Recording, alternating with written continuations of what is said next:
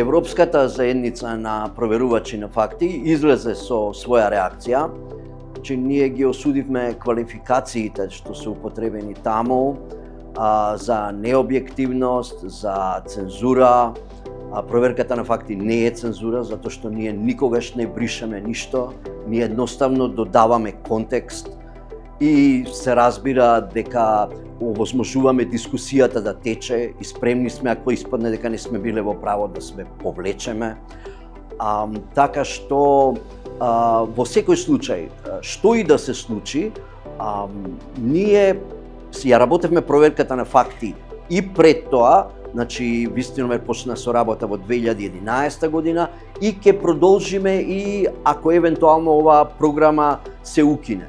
Тоа е и дел и од стратегијата на Метаморфозис.